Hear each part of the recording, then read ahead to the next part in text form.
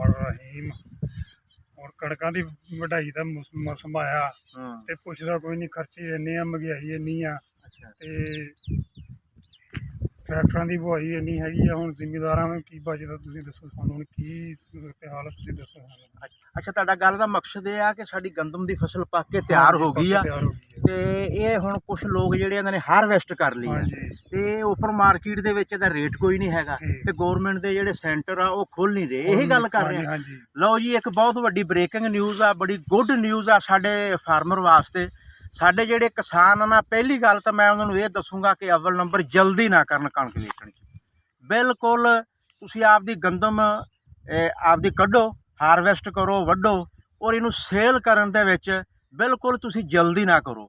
ਇਨਸ਼ਾਅੱਲਾ ਅੱਜ ਦੀ good news ਇਹ ਆ ਕਿ ਸਾਡੀ ਜਿਹੜੀ ਵਫਾਕੀ ਹਕੂਮਤ ਆ ਉਹਨੇ ਇੱਕ ਨੋਟੀਫਿਕੇਸ਼ਨ ਕੱਢ ਦਿੱਤਾ, ਇੱਕ ਮਰਾਸਲਾ ਜਾਰੀ ਕਰ ਦਿੱਤਾ ਵਾ, ਜਿਹਦੇ ਵਿੱਚ ਉਹਨਾਂ ਨੇ ਗੌਰਮੈਂਟ ਨੇ ਜਿਹੜਾ ਗੰਦਮ ਖਰੀਦਦਾਰੀ ਦਾ ਕੋਟਾ ਆ ਨਾ ਉਹਨੂੰ ਡਬਲ ਕਰ ਦਿੱਤਾ।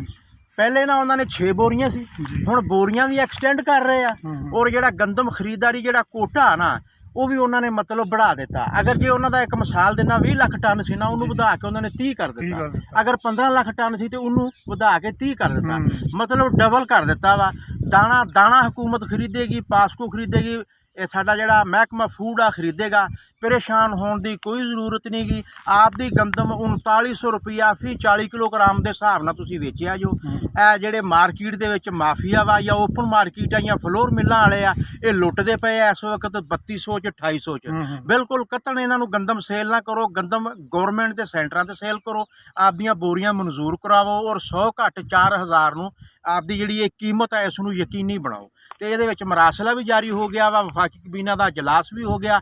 ਗੰਦਮ ਦਾ ਕੋਟਾ ਉਹਨਾਂ ਨੇ बढ़ा लिया वा, बोरियां की तादाद भी किले की वधा रहे हैं। तो छेती नाल तुसीं आपदी रजिस्ट्रेशन करके आपदियां बोरियां लवो और आपदी जिहड़ी गंदम आ उसनूं सेल करो सेंटर ते। लो जी, उम्मीद करते हैं कि साडी गल दी समझ आ गई होगी। नैक्सट वीडियो तक असीं इजाजत चाहते हैं। अल्लाह हाफिज़।